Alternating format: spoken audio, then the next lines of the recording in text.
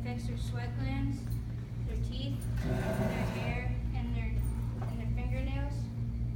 And so how it affects their teeth is that some people could have completely a mouthful of teeth, but some of them could be completely missing, and some could be actually very like cone shaped. I call them shark teeth because they're very pointed. And so some people, I'm missing 3 permanent teeth, and one of them I know for sure is my wisdom tooth. And my mom, she was missing. She only has 6 teeth, and she's had dentures since she was 3. And my Aunt Katie back there, that's part of a member, she's also affected with this disorder, but she's more affected, not as severe like me, but my mom is actually really affected by it severely. So another thing that affects them is their hair. So you could look at me and my aunt and think they're not really affected by it because we have full head of hair, but it's also actually thinner than some people's hair can be. My mom, she actually has really, really thin hair. It's so thin that you can actually see through it. So you could actually, and I also have a cousin that's my aunt's son. You would exactly see it on him that he has it because his hair is so thin and see-through. Some people actually don't have hair because of the disorder. So they actually they wear wigs so that they make them feel more comfortable with themselves. So, and the major part of it is our sweat glands, because sweat helps us all cool down so that if it's hot outside, we don't have to feel so uncomfortable. Well, some of those people who are affected by it don't sweat at all. So their body temperature can get up to 100 degrees, which is very bad. That could actually make someone get heat exhaustion and they could pass out because they get so hot. Well, I'm affected with it, but I only have patches on my back that don't sweat.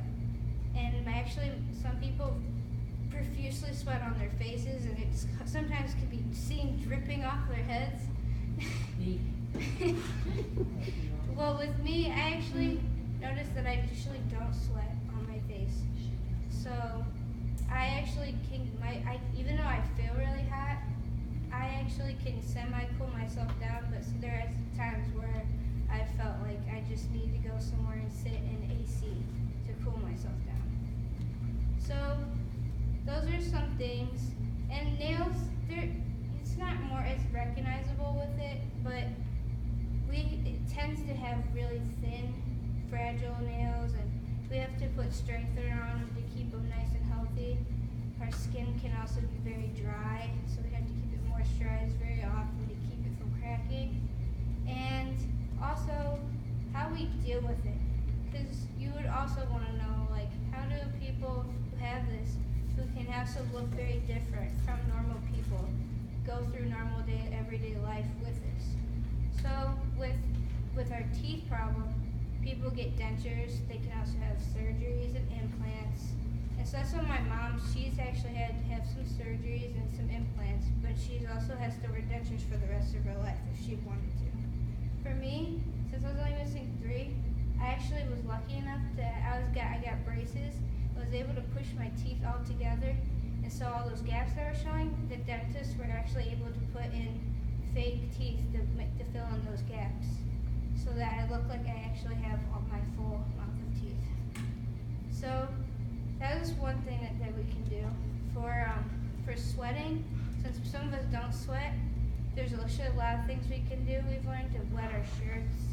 We've learned to watch our heat exposure, to go in AC when we know that we're about to get overheated. There's spray bottles. There's a lot of different things. You name it. That anything that's wet, we put on ourselves to keep us cool. So, and for our hair, so if people have thin hair, sometimes they just shave it off and just wear wigs.